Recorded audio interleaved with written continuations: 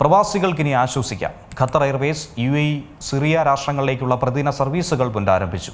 സിറിയയിലെ ദമാസ്കസിലേക്കുള്ള പ്രതിദിന service May 1 ആരംഭിക്കും. പ്രീമിയം അടക്കമുള്ള എല്ലാ യാത്രാ സേവനങ്ങളും ലഭ്യമാണ്.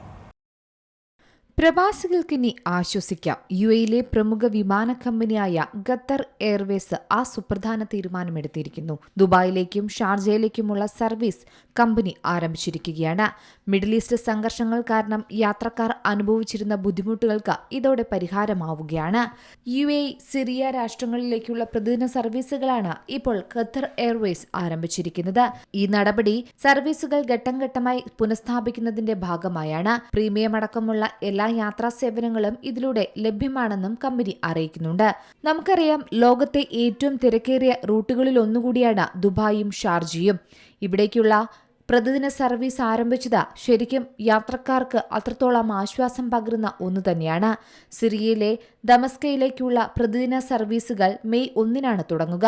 ജൂൺ 16 150-ലധികം ലക്ഷ്യസ്ഥലങ്ങളിലേക്ക് വിമാന സർവീസുകൾ എത്തുമെന്നാണ് കമ്പനി നേരത്തെ അറിയിച്ചത്.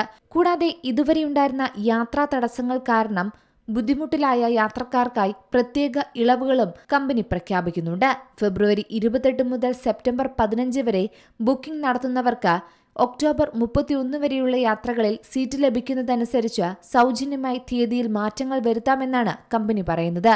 കൂടാതെ ഉപയോഗിക്കാത്ത ടിക്കറ്റുകൾക്ക് റീഫണ്ട് ലഭിക്കാനുള്ള സാധ്യതയും നൽകുന്നുണ്ട്. എന്നാൽ ഇത് പ്രോസസ് ചെയ്യാൻ ഏകദേശം 28 ദിവസത്തെ സമയമെടുക്കുമെന്നതാണ് മറ്റൊരു കാര്യം.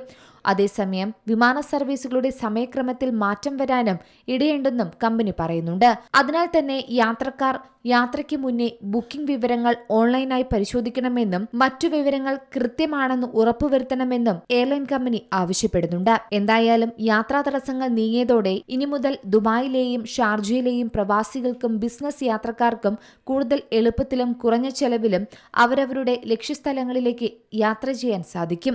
ഇത് UAEയുടെ വിനോദസഞ്ചാര മേഖലയ്ക്കും സാമ്പത്തിക രംഗത്തിനും പുതിയ നീക്കവും വലിയ ഊർജവും നൽകുമെന്നാണ് കണക്കുകൂട്ടൽ. വരും മാസങ്ങളിലും കൂടുതൽ സർവീസുകൾ ആരംഭിക്കുന്നതോടെ UAEയിലെ വിമാനത്താവളങ്ങൾ വീണ്ടും പഴയതുപോലെ സജീവമാകുമെന്ന് തന്നെയാണ് പ്രതീക്ഷ. സുരക്ഷാ കാരണങ്ങളോ മറ്റ് അടിയന്തര സാഹചര്യങ്ങളോ വന്നാൽ യാത്രാ ഷെഡ്യൂളുകളിൽ മാറ്റം വരികയോ റദ്ദാക്കുകയോ ചെയ്യാമെന്നും എയർവേസ് അധികൃതർ അറിയിക്കുന്നുണ്ട്.